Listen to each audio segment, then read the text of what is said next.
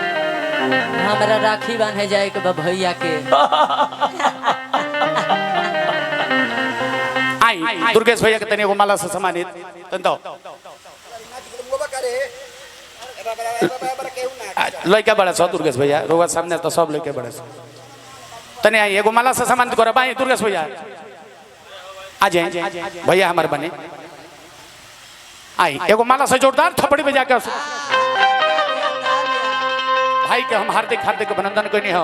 ये ऐसा सुंदर जलसा जगहोनी हमरो ऐसा तुक्ष कलाकार के बुला के आ सेवा लेहनी हम हार्दिक हार्दिक अभिनंदन करब।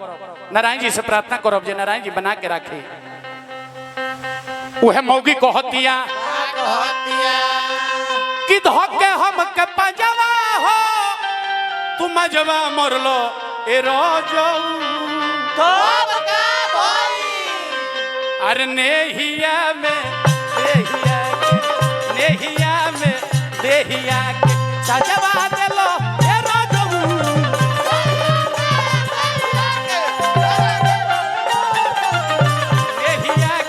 देहिया में सजवा देलो ए रोजो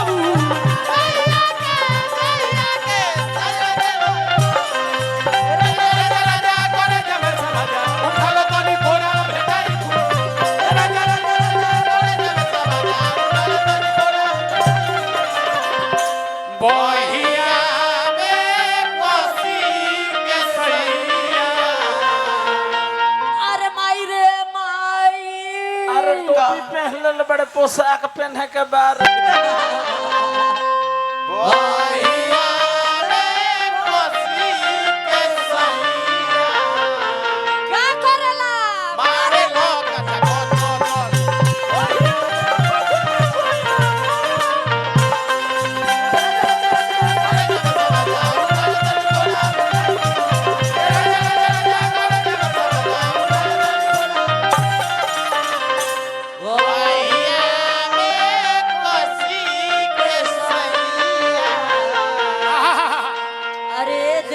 देखा ना होने फसल बजा के हाथवा लगा के काट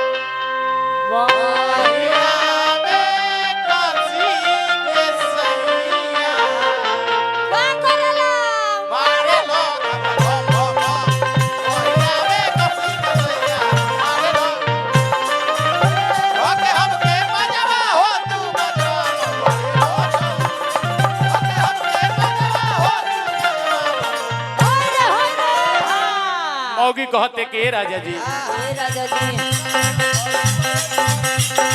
भेट भइल बा ऐसन मर से देह टूटता हमरो दर्द से भेट भइल बा ऐसन मर से देह टूटता हमरो दर्द से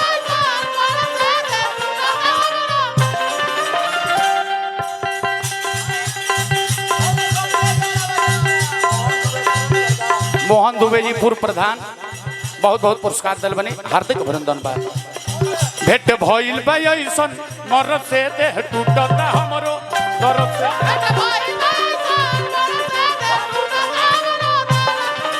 बंद को के दरवाजा हो तुम मजवा मरलो ए रोजबू नेहिया के देहिया में नेहिया के देहिया सजवा देलो ए रोजबू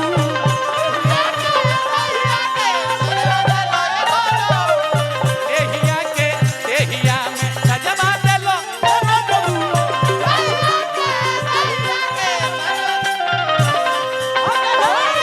यरी माँ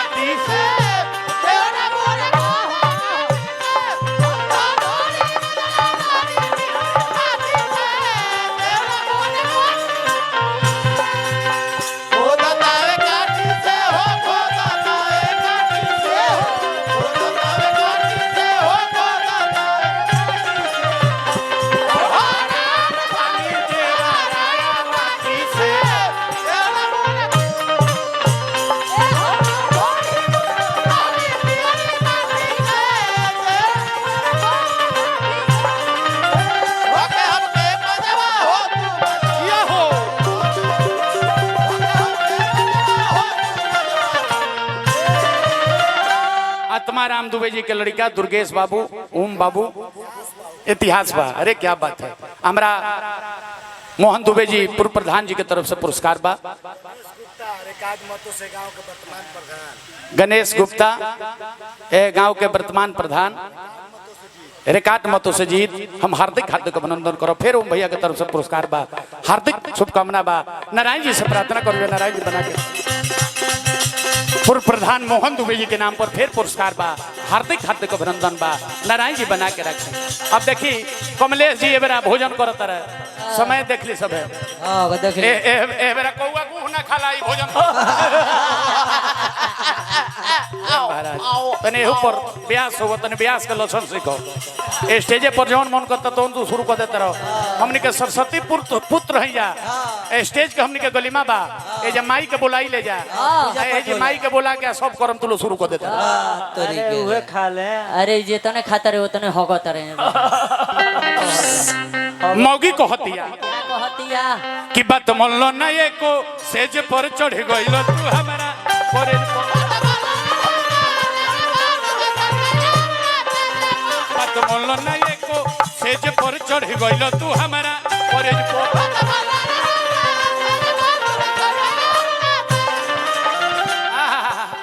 खाए खाती खाजावा हो तू मजवा मोरलो ए रोजो खाए खाती खाजावा हो तू मजवा मोरलो ए रोजो नेहिया के नेहिया के नेहिया सजवा देलो ए रोजो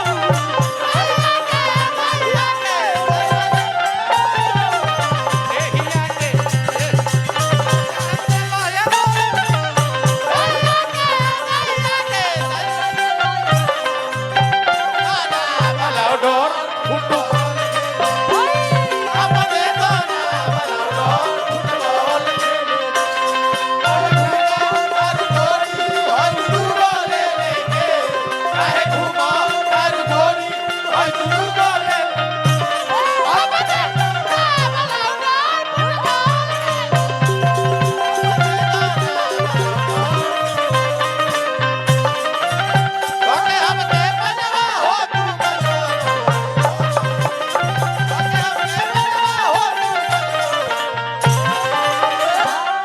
दुबे और ओम दुबे, पप्पू दुबे जी की तरफ से बहुत बहुत पुरस्कार, हार्दिक हार्दिक अभिनंदन बा। नारायण जी से प्रार्थना करो, नारायण जी बना के रखे।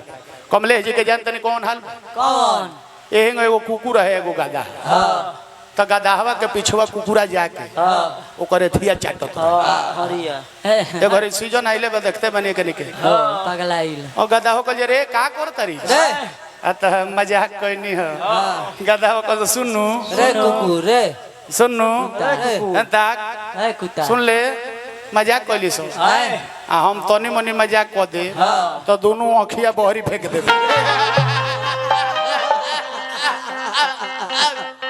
जननी।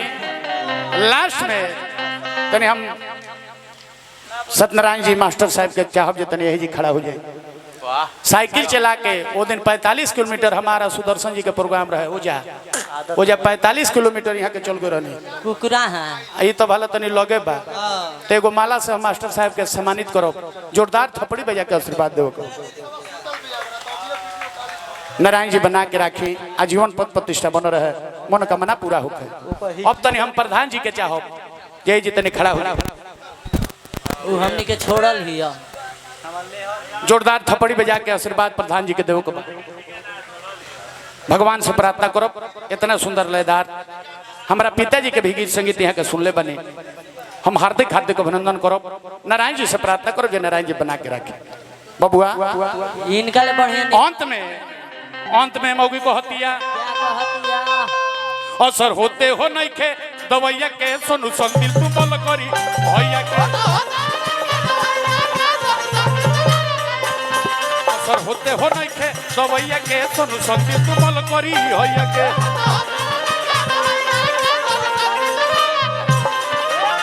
छोड़ के लोग कला जवा हो तुम जवा मरलो ए रोजबू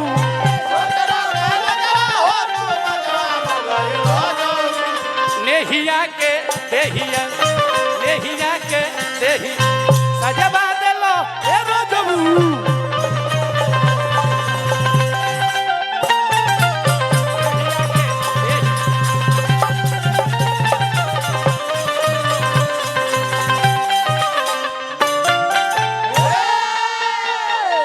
कुछ भाई लोग के फरमाइश बा जे अंगूरी से मुनरी निकाले से सुनरी